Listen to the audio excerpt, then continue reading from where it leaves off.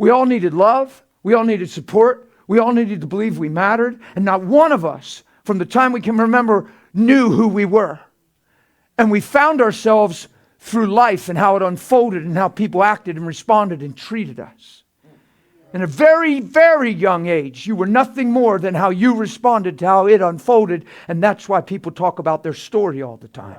Because it's the only place they found any sense of identity, whether good or bad. And then the life we've lived becomes the reason for our being. And we're this way because.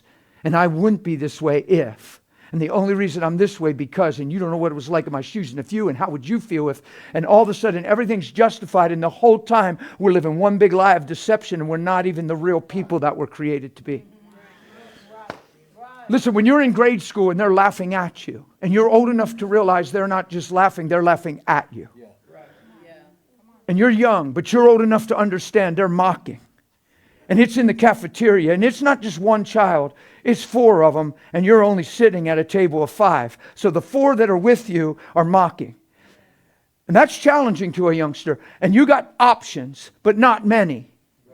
Because you don't know truth and you don't know who you are. So you internalize the mocking. The mocking is taken personal, and there's no chance that it's not at that age because we don't have truth in our hearts in a way that we can defend. So you become, in one way, shape, or form, the expression and the outraying of the moment and the mocking. You either get broken, hurt, and introverted, insecure. You either get plastic, callous, act numb, like it don't matter when it really deep down in does, and you put on a whatever face, or you get hard, angry, and become a fighter. But no matter how you respond, none of your responses are ever the real you. And they're all built on a lie called hurt, pain, self-centeredness, how I feel, and how they made me feel. Ain't that something?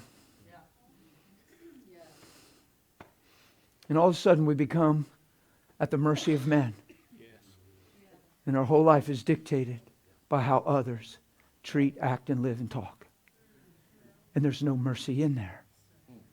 There's a whole bunch of empty vessels and dry cups trying to survive like you are. And some of them think they got it made, and some of them have plenty of money. And nobody's ever fulfilled.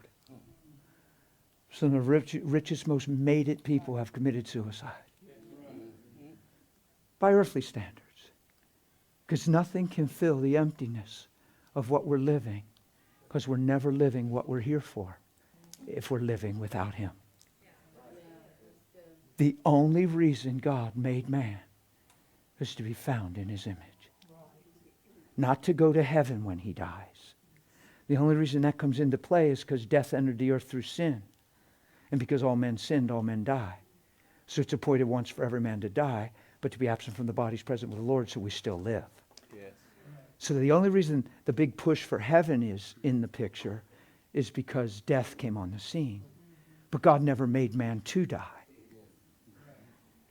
He just made man to live forever with Him and in Him. So we made the goal of the gospel praying a prayer to go to heaven when we die. Instead of getting back to the Father so who He is can get in us and we can live Him while we live. So now we're tricked into trying to use God to get through life instead of manifest Christ in the midst of life. Are you with me?